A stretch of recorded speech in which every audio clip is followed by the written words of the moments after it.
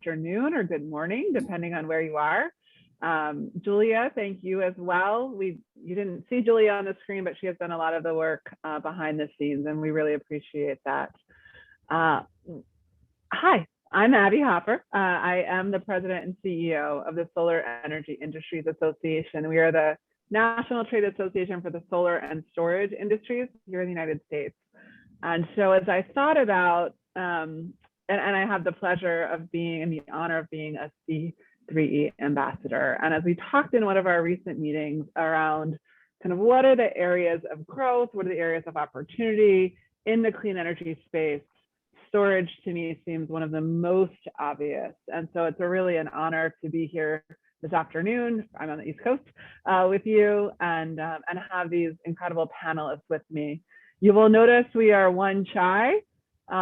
Even virtually, COVID has taken down one of our panelists.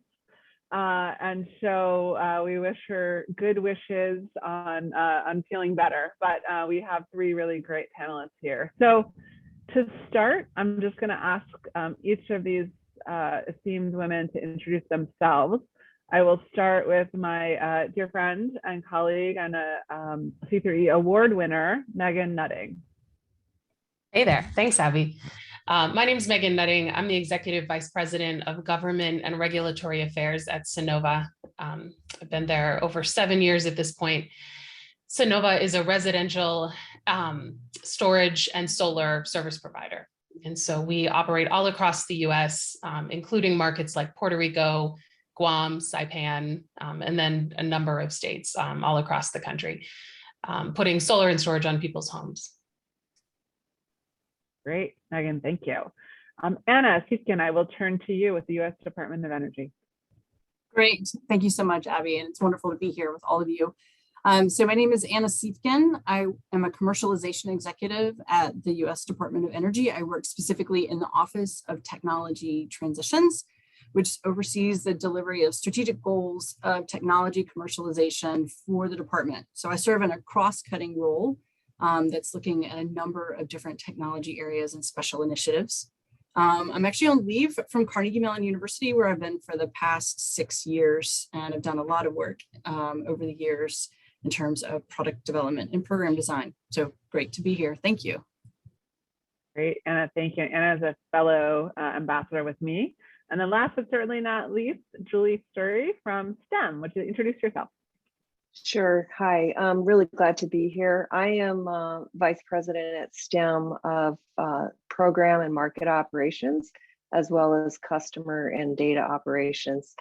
STEM operates storage assets across the US for the benefit of commercial and industrial customers and for the benefit of the grid. And we partnering more and more with solar partners. So I've been at STEM 7 years.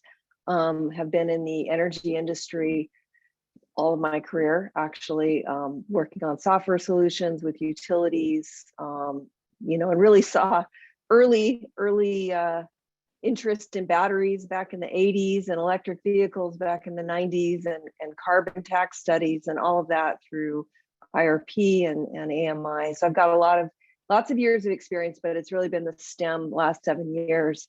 In the renewable space, it's been the most valuable to my career and kind of a peaking opportunity for me in my career. And I'm really happy to be here and share that experience. So. Great, thank you. So you and Megan have both been at your organizations for 7 years. That's or we have to think back 7 years ago, 2015, what was going on for this important thing? Early days. Early days. I feel like I have to make a caveat. If you see my eyes moving, I currently have 5 teenagers in my house and they're constantly walking back and forth. And so hopefully you will not hear them or see them, but if you do, that's why. So as we think about energy storage, right, there's a number of different perspectives to bring, and hopefully we'll have a chance to talk about all of them. So the technological advancements that we've made, the customer demand, sort of the policy initiatives that need to be put in place to get that started. So let's start with technology. And I am a lawyer by training, and so this is not going to be a deep dive on the super technical aspects.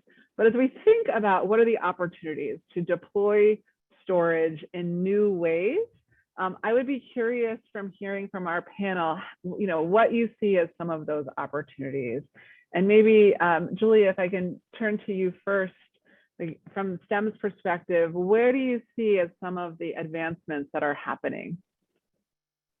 Well, I think the area, one of the most critical areas with storage is the software operation side, software development to help really maximize the value of the systems. Storage has so much potential to deliver value, and co-optimizing those value streams and delivering, helping developers and asset owners manage those assets to get the returns that they need, to justify in their investments and to make it easy for them, because it is a fairly complex operations process, and STEM's really working to try to simplify that along, with other players in the industry. So I think software is critical, and it comes through experience. I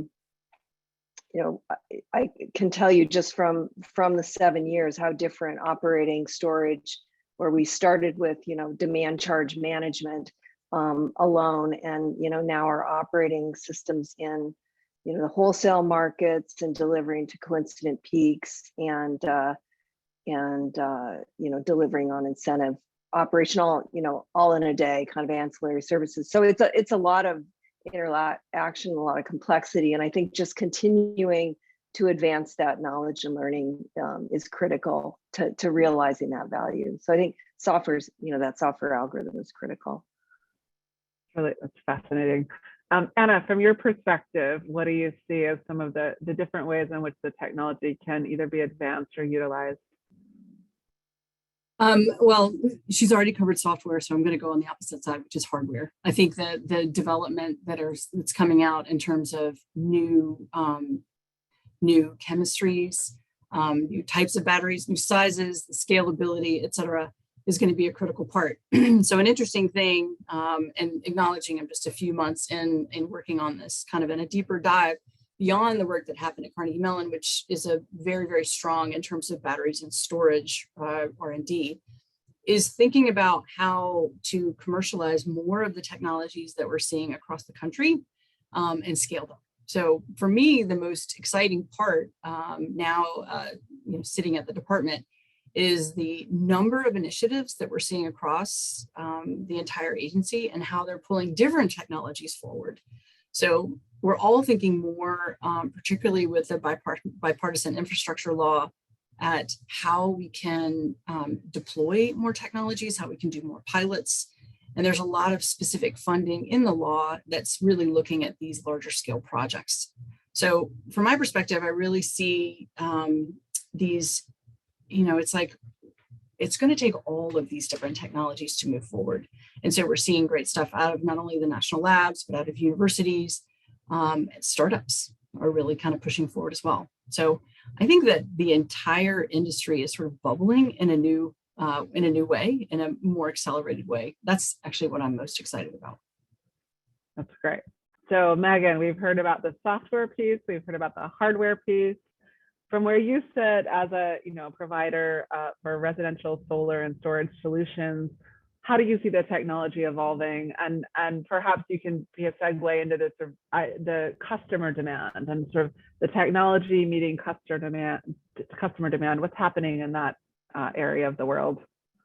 Yeah, a couple evolutions I'd love to see are availability. That would be the first evolution. The supply chain is really tough right now. It's supposed to get easier in 2023, but right now we have a ton of demand and we're meeting it as fast as we can. But we need more availability of batteries. Always efficiency. We always need them to be more efficient, be able to cycle them more. And then we need the cost to come down, which I fully expect it will. It's a newer technology, but in order to scale it, especially at the consumer level, and when we're competing with EVs, which are getting more and more popular, we need the cost to come down. And then I agree with Julie, the software side of it is so important. There's so much we can do with batteries, but that's all impossible if you don't if you don't have the software to engage with, with we're essentially creating a new energy system. And so how do you engage with that? How do you optimize your battery? How do you get compensated for value you provide? How do you, mitigate demand charges, participate in wholesale markets and VPPs and microgrids? That's all controlled on the software side. And so we need to see continuous improvements there. So that's fascinating. We're going to talk about that in a minute, kind of the interplay between the technology and the policy, right? Because a lot of what you talked about is exactly that. But I want to go back to something that that you raised, Megan, sort of the ability of the customer to just get the supply, right? You and I talk about supply chain all the time, unfortunately. I would be curious, sort of from each of your perspectives, how big of a challenge is supply chain? Is it something that is impeding the growth of the energy storage market at the moment? Megan, what do you think? I mean, people are still signing up for storage and still, wanting to access it, but it's impeding it in the sense that things aren't moving as quickly as they potentially could, as they possibly could. We could be installing and, building a lot more. So we have a line of people, waiting for storage. So they're still there and they still want it. I don't see that changing. If you want storage, you probably want it for a reason. For example, in Puerto Rico, we have a 100% storage attachment rate just because the energy system there is so unreliable and unpredictable. So you're not going to leave the queue just because it takes a while. So the demand is still there, but yeah, it's actually building it out and deploying it, and that's being slowed down by supply chain constraints. Got it. Julia, is STEM seeing any challenges from supply chain constraints? Yeah, I think we pretty good shape. We came into 2022 with pretty good supplier contracts and good shape. But like Megan, it's just challenging to. I think the demand so far outstrips the supply that it is a timing thing. It's really slowing. I think it's just having the impact of slowing down what's possible. So very similar experience, and it's too bad, right? Like, because it's overwhelming demand, and every time new supply shows up, it goes quickly. It's no problem finding projects to go with that supply, which is great. It's a great thing, and then the price impact of that too, right? Is the other thing. We had a nice downward curve, and this kind of starts to push it the other direction. Right. So. Julie, tell us a little bit about the kind of projects that STEM supports. Like what size, what scale are those projects? Yeah, so historically we started very small. Kind of 18 kilowatt was the origin of STEM indoor projects, but as time has gone on, as the cost of batteries has come down, and just as the opportunity to scale in terms of projects, we're very focused today on solar development, developer projects where we're pairing with solar in markets like Mass Smart, and taking advantage of those programs. Texas is obviously an ERCOT. There's a huge focus on reliability, so that's another market. But really pairing with developers and asset owners who want to fund these projects but don't have the operations know-how to do it is kind of our niche. And in terms of size today, projects are ranging from and we're still in the enterprise C&I market as well, behind the meter. So it's anywhere from like 250 kW to projects that are in the 10 to 40 megawatts on the front of the meter side is kind of our niche. Got it. And what are your customers? I mean, I'm curious about sort of the motivation. Megan talked a little bit about the residential customers in Puerto Rico, and it's the package, solar plus storage, and that's the offering for reliability purposes. For your kind of customers, what's driving that customer demand? What are they looking for? Yeah, it varies. We're offering, we offer because of the number of different things storage can do. It depends. We're serving cooperative customers to reduce their transmission peak demand. Frequently, they're coincident peak, so that's an offering. We do that for C&I customers as well. A lot of demand from solar developers who historically, have either put projects in, C&I projects in, and now want to add storage.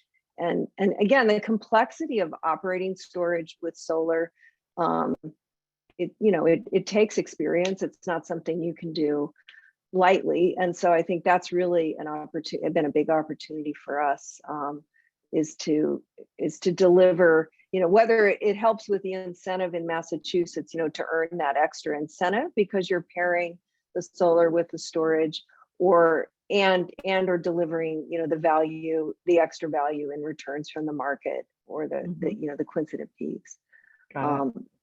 Yesterday was a pretty phenomenal day in the power markets up in the Northeast. And so, it's just lots of different things going on to either reinforce reliability or save money for customers. Got it. And that, reinforcing reliability and saving money as two key attributes of this, as Megan said, this new energy system, they're pretty good attributes. Anna, I want to turn to you and hear a little bit more about some of the hardware solutions and the things the Department of Energy is doing. There was a question in the Q&A, so I appreciate someone putting it in the Q&A, specifically about what do you think some of the key resources early stage storage startups need right now to help scale up to commercialization? You talked about sort of the different grantees, if you will, so maybe you could incorporate that into your answer. Absolutely. So the first thing I wanted to mention is on supply chain. Obviously, I'm not a spokesperson for the White House, but I will mention that with the Defense Production Act and all of the focus on trying to reshore manufacturing, there is a concerted effort to sort of think through how manufacturing can happen closer to the United States so that we don't have those disruptions. Obviously, there's an extremely long trajectory in terms of having that happen. But I think that we can all agree that it would be ideal if we had more parts of the supply chain that were actually happening in the United States. And there have been some announcements around the country about some suppliers who have reopened manufacturing. And I think that that's kind of a long game. So related to the specific question around startups, obviously, first customer and capital are always two things that come up in terms of what startups need. There are a number of programs that go through the department that are addressing those sort of fundamental needs. So beyond what's happening with the $505 million in the what we'll call the bill, the bipartisan infrastructure law, there are programs related to there's a program called EPIC, which is the energy program for innovation clusters, which people can get involved in. What that does is it actually has funding that goes out to, right now it's currently 10 different regions of the country have received funding to actually help startups and build ecosystem.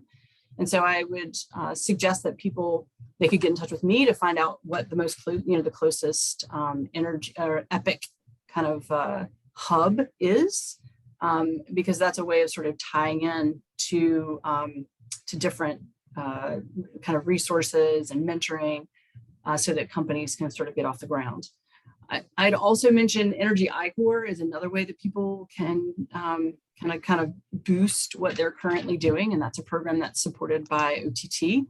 And it's specific to having us, going through kind of the customer discovery, making the phone calls, and really getting out in front of matching your technology to a problem that needs a solution.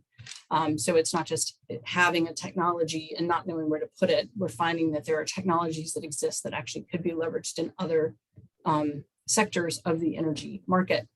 I would also encourage people to think about there's a thing called the lab partnering service, which is another thing that you can do through the department where you can actually take your technology and you can find national labs and other organizations that are sort of working in similar areas.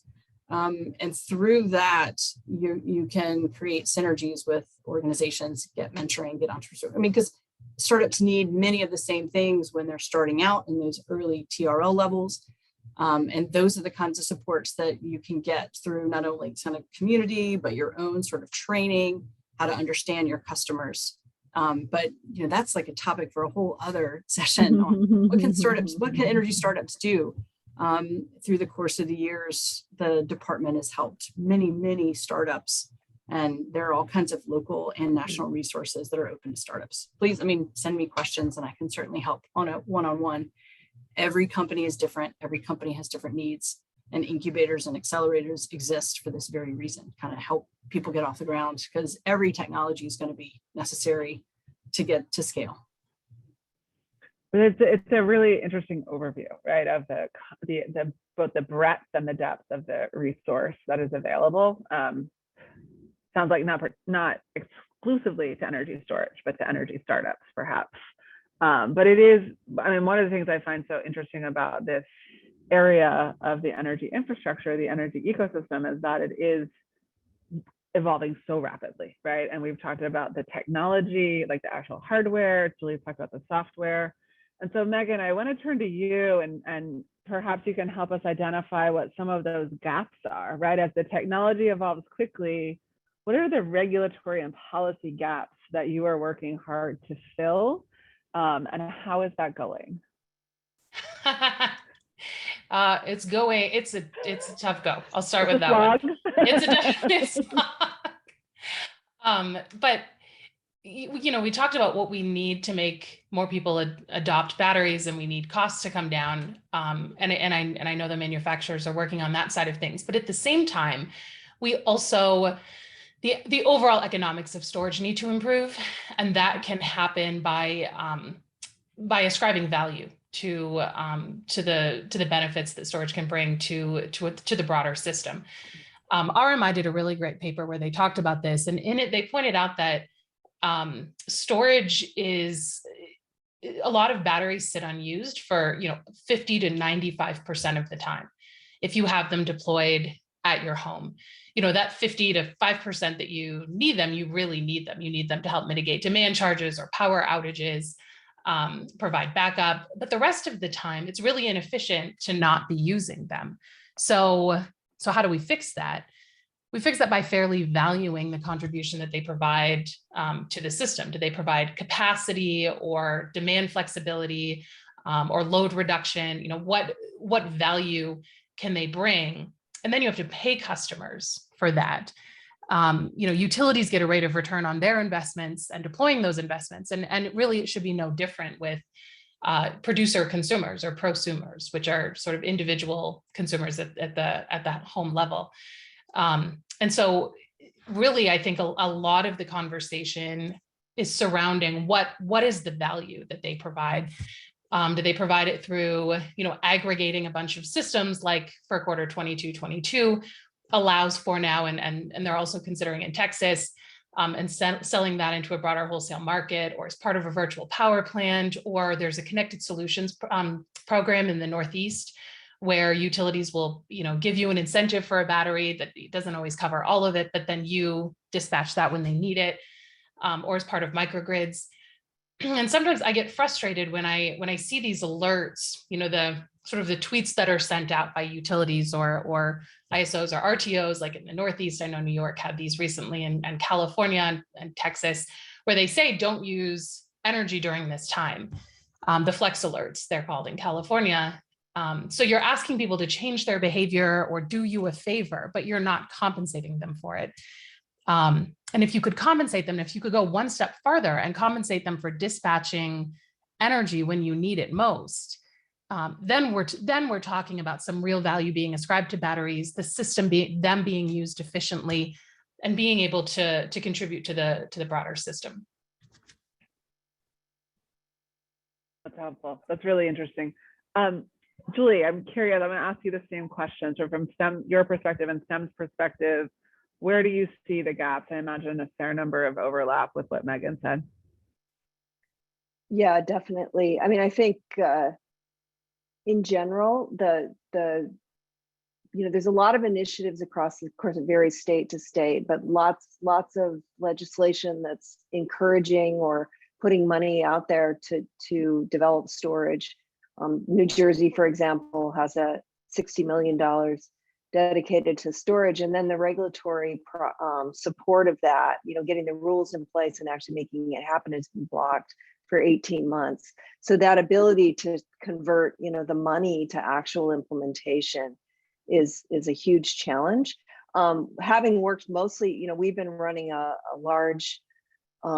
couple of very large VPPs for Southern California for about 5-6 years now.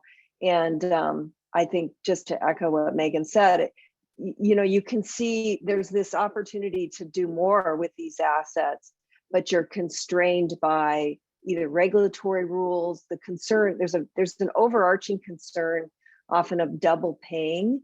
But at the time of a grid emergency, it feels that you want the power pay for it, right? Like, it's here, but we have no opportunity to deliver it because of constraints that are sort of arbitrary or not well thought through.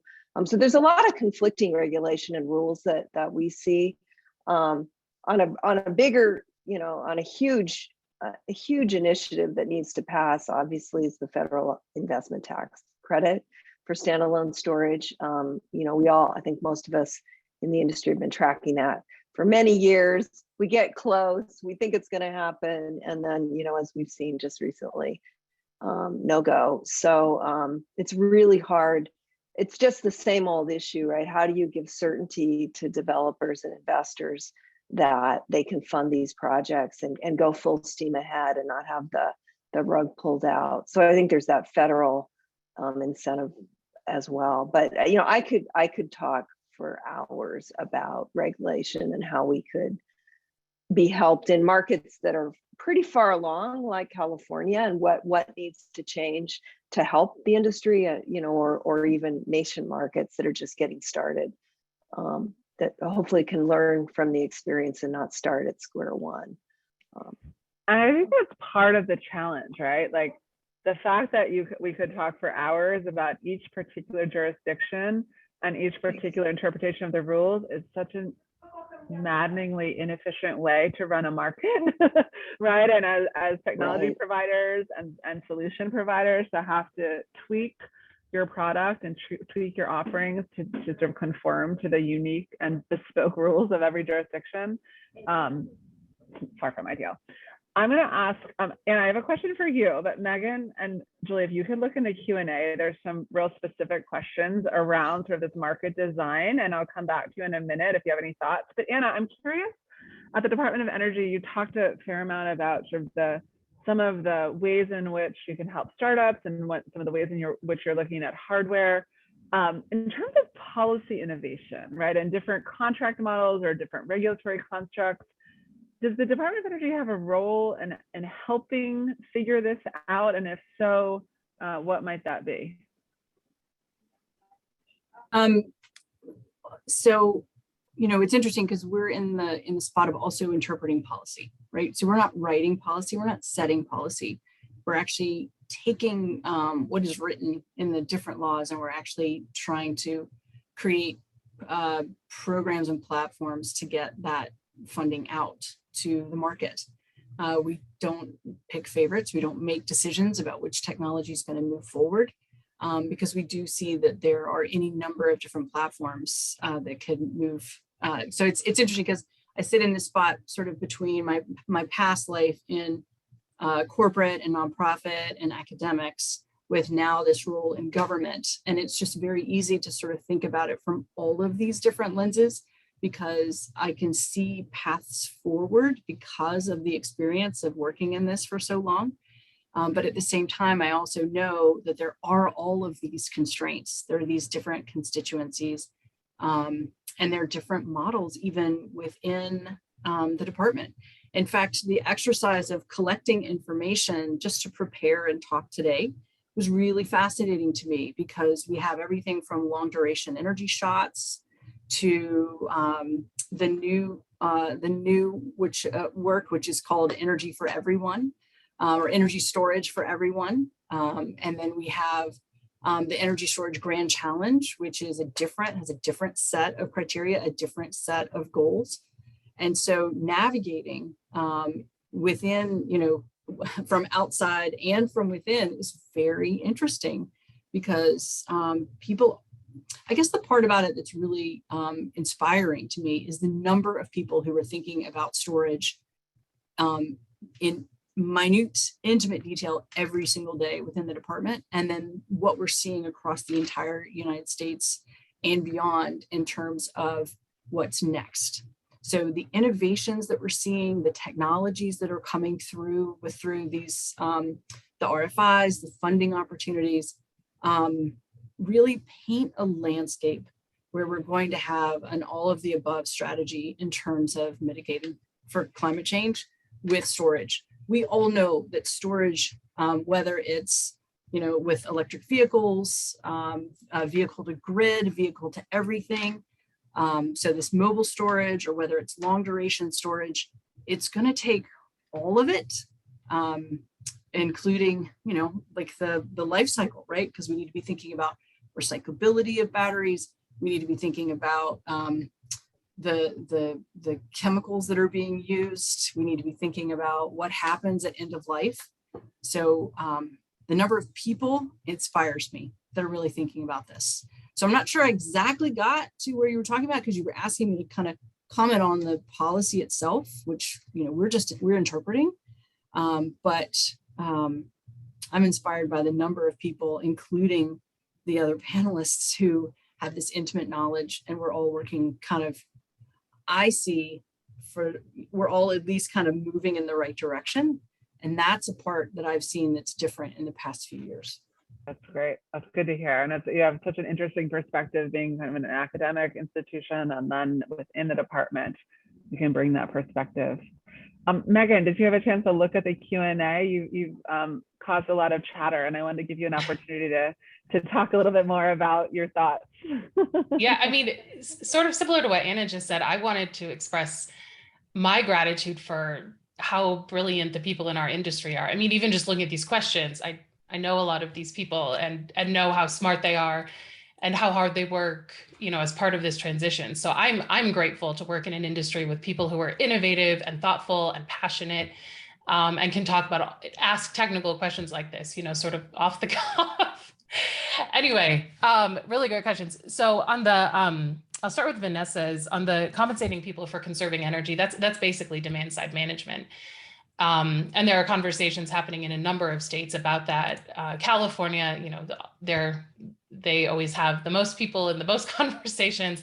I'm not going to say all the answers, but they're having conversations. They just had a resource adequacy proceeding that they engaged in. They did not recommend behind the meter resources as participants in this resource adequacy program, which is too bad, especially given that the governor has called for 5 gigawatts of dispatchable energy to help with capacity shortfalls. I think he's calling it a reliability reserve.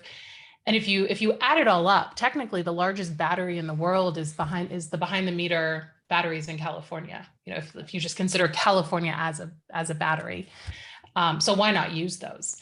So there's another conversation happening in California called it's Advanced Strategies for Demand Flexibility Management and Customer DER Compensation. So they're talking about compensating DERs participating in this system, but there needs to be more on the demand side management side. I feel like DSM is sort of lumped in with energy efficiency and isn't as fun and sexy as the DER side. But there are some conversations happening, not fast enough and not enough, but they're starting.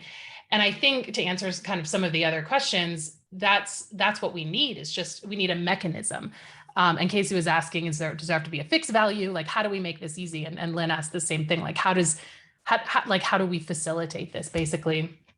And I'm not a big fan of fixed mechanisms. I know there's always a lot of talk about net metering, and that's often a fixed mechanism, but I think there are more elegant solutions that we can pursue if we have the desire, because the value of energy depends on when it's produced and how much you can count on it and where it's produced. So let's value energy based on that and allow these systems to participate in a way that other energy systems participate in markets. I think in order to make it easy for people, for a lot of this, we're counting on regulators to create the programs and the systems and the mechanisms. Often third-party aggregators like Sonova, like my company, can help. We have hundreds of thousands of customers and can help kind of be that in between and facilitate it. But then as as Julie was talking about earlier, it all comes down to software too. And I think that's another, that's another mechanism. So we need regulators to take the lead here, and then we need software that allows people to participate. So hopefully that answers some of them.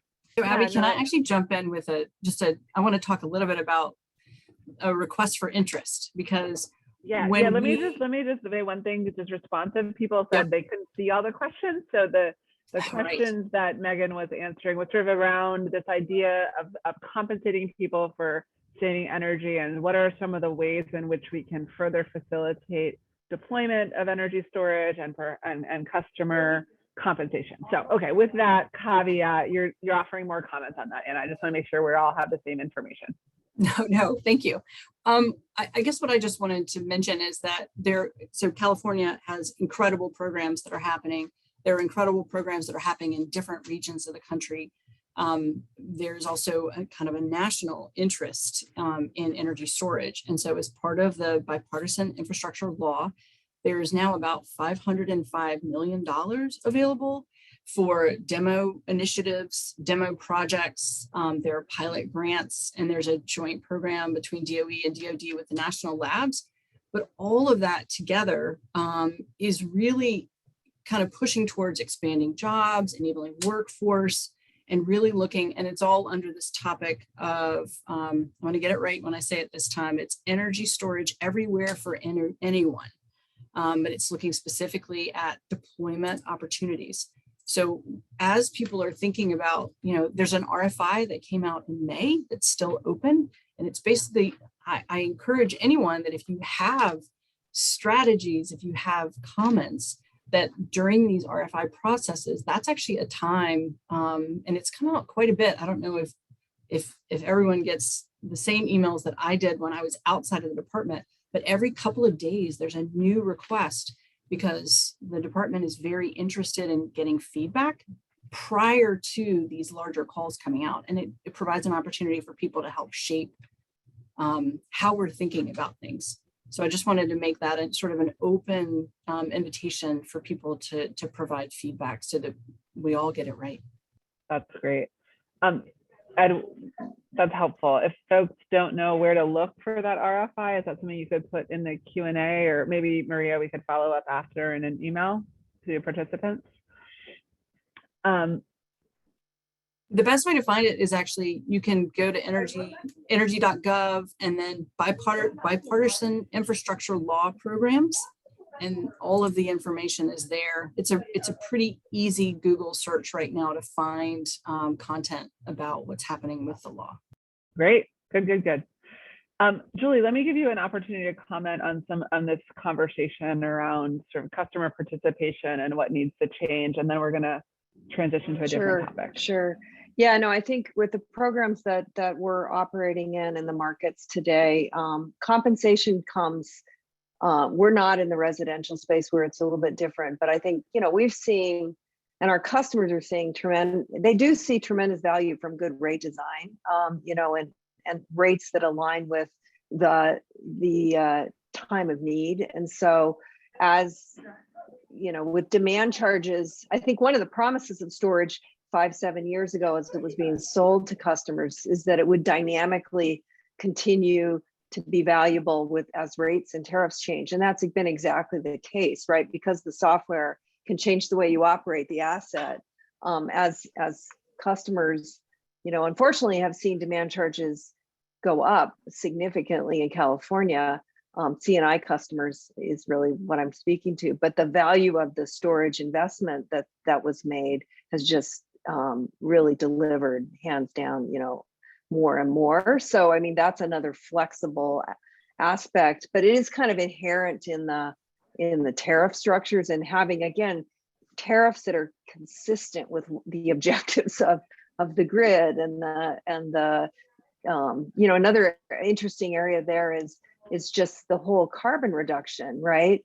It's, people want, battery is sitting there as an opportunity to both absorb more solar, right? There's the opportunity to reduce clipping of solar and reuse that solar energy when it's needed most, which is both needed because of cost and needed because of carbon reduction in the evening hours when power is dirtier, but the compensation, that's another example of there's really no compensation in most markets to do that, to that they don't necessarily line up the greenhouse gas value of the storage operation with pricing. And so I think that's a challenge. But the other, we're often, when we're delivering capacity through a VPP or offsetting a coincident peak in a market, those credits either go directly back to the customer or they're shared. So,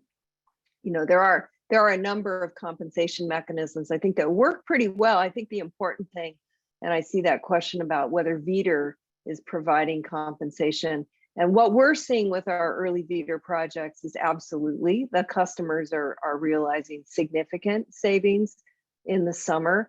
But I think it's important to Megan made the point earlier that today with storage, there's no one value stream that makes storage economic. It takes a combination of, whether it's an incentive or a tax credit or or wholesale participation. I think as we get better at that, but it is sort of a combination of things, and that's where the policy is so important, right? If the policy blocks the opportunity to deliver all those values, it can be hard to get the return that you might want. It's a really critical point, I think, that you just made, right? And it sort of ties together these different pieces, right? You need to have the right policy in place. So for the economics to work, there have to be various streams of revenue. Sorry, they're getting loud. The various streams of revenue are dependent on different policy decisions. You have to have the right software in place to be responsive to the market rules, and you got to have the hardware working anyway, and the customer demand. I can't believe it, you guys. We have 12 minutes left. I don't know where the 48 minutes went. This has been fascinating. But I want to get to a point that Anna really raised, first of all, and then Megan echoed, which is that one of the great parts about this industry and the jobs that we have is that we get to work with these incredibly brilliant people. And I count all three of you among them. And so I want to ask each of you to sort of take off the energy storage hat for a minute and put on the sort of how did I get here hat, and maybe share with the participants what was one of the most kind of pivotal moments in your career development. It doesn't have to be like the big job you got. It could be, but as you think about your own path, what was a moment that was sort of a defining moment on your journey? And I will you just pipe up when you for the audience. I just made this up while we're sitting here, so no one's had a moment to prep for it. So we'll give them a moment to think of that. I'll go. I think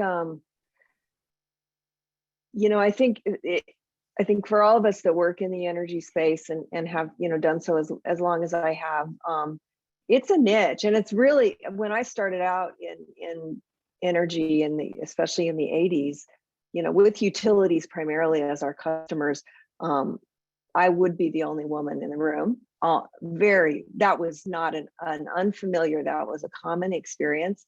But and I think once you get into the community of energy and you start to understand, because it's not well understood by people, right? This is not an industry. I mean, my husband's been telling me for years, nobody knows what a kilowatt hour is. They don't get it.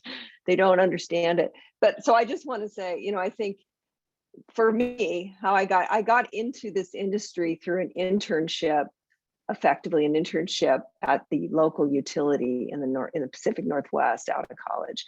And that was what started me. And I was really interested in it and have stayed ever since. So I think to start early is great because there's a lot to learn. And I think I've always learned throughout my career in industry, the learning never stops.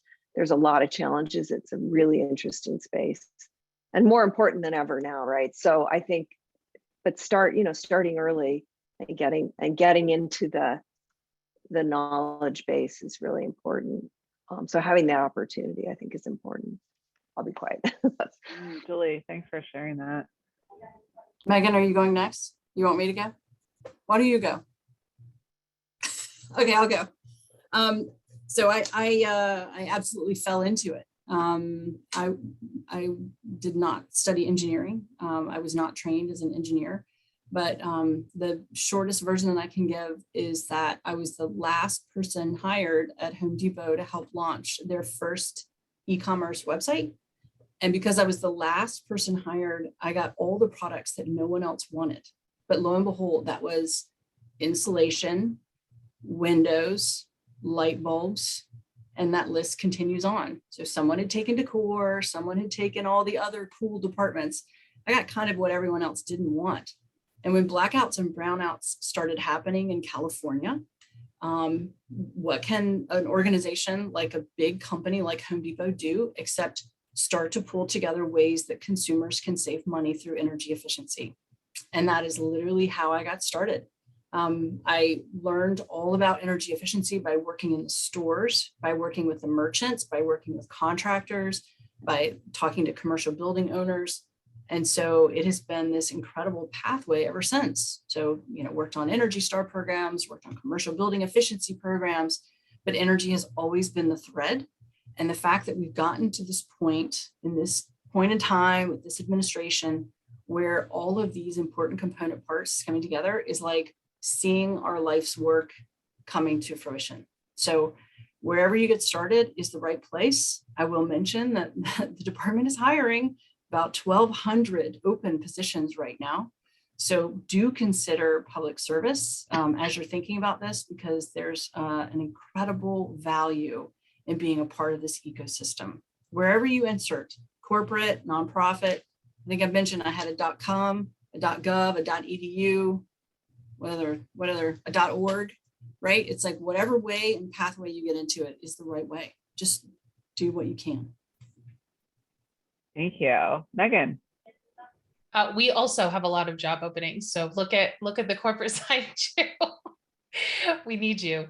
I think a pivotal moment in my career was when I realized that in order to get where I wanted to go and where I needed to go, I needed to make myself uncomfortable. So I like to be really prepared for things. If I'm going to give a speech, I want it all written out. And I made myself in these sort of short speeches I was speaking a lot at the time back in like 2009, 2010 at the Arizona Corporation Commission, right?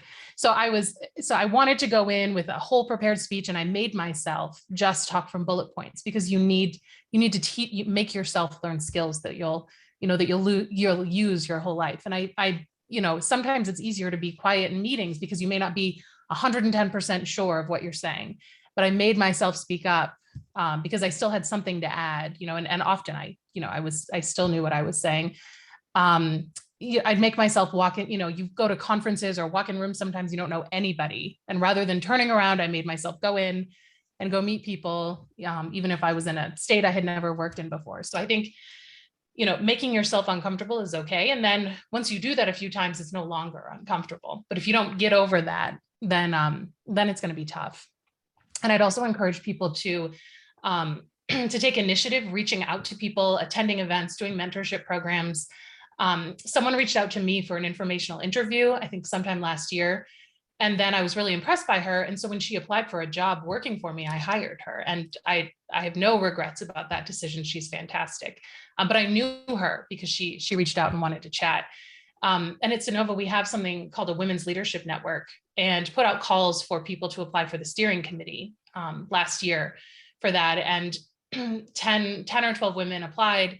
Turns out they are brilliant, incredible, passionate women who are running this, this organization within the company. And when it comes time to recommend people for leadership training or leadership positions, I know, I work with them and I know them well.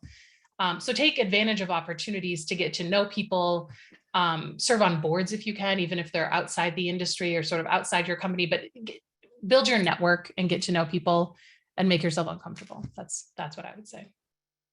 My goodness, that's an amazing answer. So build your network, make yourself uncomfortable. Julie told us to keep learning throughout the course of your career, never give up on that. And Anna reminded us to start where you are and take every opportunity with a plug for public service. I haven't answered any of these, but I'm gonna answer this one. I echo everything everyone else said. My additional sort of the pivotal moment in my career was when I made a decision to actually prioritize my family over my career, and I left the the corporate law environment, and I came into energy as a way to have more time with my children. And that felt like that was incredibly uncomfortable. It felt like a huge risk. It was a way I went to the government, was a way to do some public service and keep learning. And it opened up this whole world of energy to me that I would never, ever, ever have thought about before. And it's just a reminder to me personally to like continue, hold on, bye teenagers, to continue to prioritize like my core values and what really matters to me, and sort of the career will follow. Okay, we've got 3 minutes before we go over to another Zoom link where we can chat a little bit more informally. But let's have a quick speed round on as you each get 1 minute on energy, back to energy storage and your brilliance in it. What is the thing that Anna, you started us off with, I think the thing that you're super excited about. So I will give it to you first, maybe, and then Julie, and then Megan. The thing you're most excited about are the development in the energy storage space. I am most excited about the things that are coming out of startups and smaller places where you wouldn't anticipate them. So we have these, the giant companies and all the bigs that are doing incredible work, and the partnerships that they're developing, not only with the federal government, other parts of their state and local governments, their local indigenous communities. I think that the partnerships that are coming together, kind of paired with this new momentum that's coming out of startups, is what I'm most excited about. I strongly believe that the solution in the storage space is on the cusp of coming together, but there's new things that still need to be discovered. There's a lot that's already been done. So I think it's going to be this convergence of people and technology that gets us there. Awesome. Julie. Yeah, well, I would have hoped to say the federal ITC, if that had moved forward, would have been one of the things we'd be most excited about, but it didn't. So barring that, I think still a believer. Yeah, no, I think the realization of I'm most excited to see active behind the meter wholesale market participation. I think we've got some of that being demonstrated for the last several years in California, but it's, being able to have batteries participate in 7 to 10 value streams at the same time and delivering in all the ways I mentioned earlier it's just amazing what we can do with these assets. So pretty excited to see it coming true. Awesome. And Megan, take us home. It's a lot of pressure. I would say I think I'm most excited about how the way in which consumer demand is forcing us to rethink our energy system. They want cleaner, cheaper, more reliable, more resilient power. And that isn't going to be delivered with the century-old system, more than a century-old system that we have now. And so it's consumers and it's people and and companies that are demanding that we do better and that we work differently and we think differently. And they're the ones putting the pressure on technology providers and service providers and public utility commissions and legislators to rethink, what we always assumed was a given, and in order to make it work better for everybody and hopefully mitigate, the destruction of our species. So the stakes are low. But luckily we have people and what they're asking us to do. And then we have all the smart people like on this call and in our industry that are working on the solutions and responding to that demand. Awesome. And on that note, Anna, Julie, Megan, thank you so much for joining us. Maria and Julia, thank you for convening us, C3E and Department of Energy. Maria, Julia, I'll hand it over to you for any last words.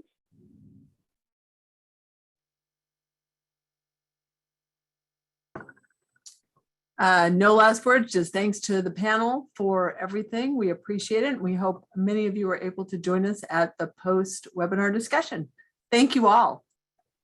Thank you. Bye.